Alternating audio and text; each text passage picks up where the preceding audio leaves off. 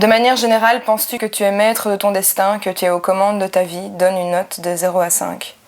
Genre, non, je subis, 5, je maîtrise totalement.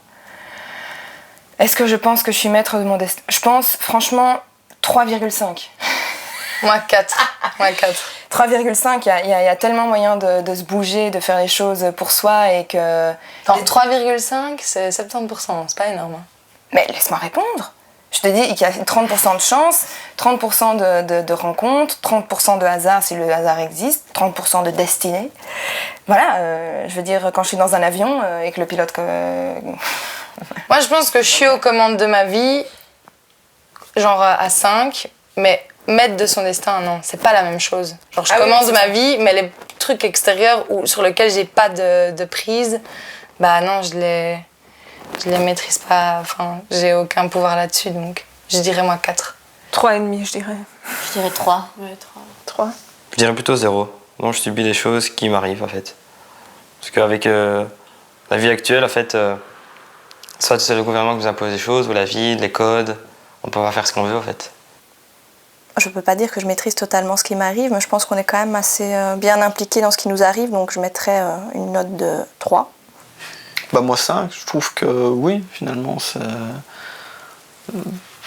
chaque personne décide de ce qu'il veut être, de s'il veut faire des études ou pas, de s'il veut se lancer dans des projets ou pas. Maintenant, c'est sûr qu'il y a toujours c'est plutôt le côté financier qui pourrait parfois bloquer quand on a des projets, mais de façon générale, on est quand même assez libre de ce qu'on veut faire ou pas faire. Je dirais 3. Parce que ça dépend franchement...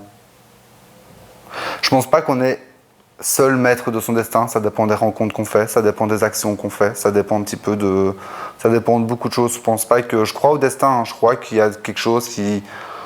Je crois que certaines choses arrivent parce qu'elles doivent arriver. Maintenant, je pense qu'on peut aussi provoquer certaines autres choses. Donc je dirais que c'est vraiment un mix entre les deux. Aujourd'hui, dans notre société, il y a trop de violence. Oui, il y en a trop, non, il n'y en a pas trop. Moi, je dirais que trop de violence, je dirais que la Belgique, on est dans un pays quand même, la capitale de l'Europe, c'est un petit pays dans le monde, mais je veux dire qu'il y a moins de violence dans les autres pays. Dans les autres pays, tout à fait. Parce que on a une très bonne maîtrise de la sécurité, en fait. On a un gouvernement qui a financé la sécurité pour protéger le citoyen, qui est belge. Et je pense qu'il y a moins de violence que dans les autres pays. Donc, voilà. Non, il n'y a pas trop. Toi, je sais pas. Tout à fait. Tu es d'accord? D'accord. Je dirais oui, il y en a trop parce qu'il y a toujours trop de violence maintenant. Je pense aussi qu'elle est, elle est surexposée, on en entend beaucoup plus parler, on est dans une société où l'information est immédiate, donc dès qu'il y a de la violence, on en entend parler. Alors on parle toujours c'était mieux avant, mais je pense qu'on a la chance de vivre sur un continent où il n'y a plus de guerre depuis quelques années, ce qui n'était pas le cas avant. Je pense à l'histoire des hommes. L'histoire a toujours baigné dans la violence, donc dire il y en a plus maintenant qu'avant, je ne pense pas, c'est juste qu'on en entend plus parler qu'avant. Oui, il y a beaucoup de violence. Et les gens sont tellement habitués à la violence qu'ils ne se rendent même pas compte qu'ils sont violents. Quand on croise quelqu'un dans le tram, dans le métro, partout... la violence verbale, elle est aussi grave que la violence physique et les gens sont pas éduqués du tout à se maîtriser, quoi. C'est un truc de dingue. Aujourd'hui, dans notre société, il y a trop de violence. Oui, il y en a trop. Non, il n'y en a pas trop. Bah oui, il y en a trop. Maintenant, je sais pas... Les raisons, c'est encore autre chose, quoi. Oui, il y en a énormément. Il y en a vraiment beaucoup, beaucoup. Un gars qui dit PD dans la rue, ça va être mal vu, tu vois. Et je pense que les gens peuvent plus dire les choses comme ils veulent, mais pour tout. Et donc, du coup, il y a une sorte de refoulement de la colère. Et donc, du coup, quand ils le font, c'est plus fort. On empêche les gens. Mais si, regarde, les limitations de voiture.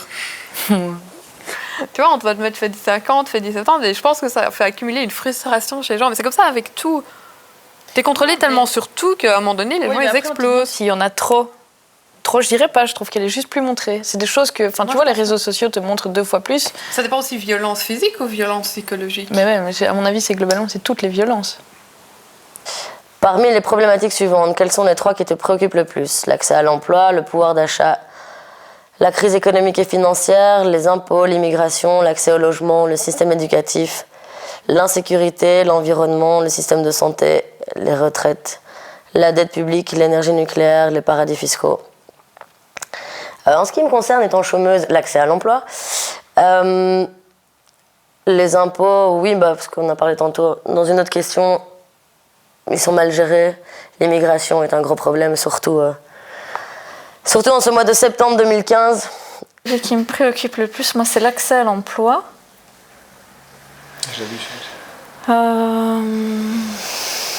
Le système éducatif. Ouais. Je trouve que ça devient de pire en pire. C'est vrai. Et moi, je trouve qu'il y a un problème par rapport, que c'est super mal géré par rapport à l'immigration. L'environnement, déjà, je crois que c'est une question primordiale.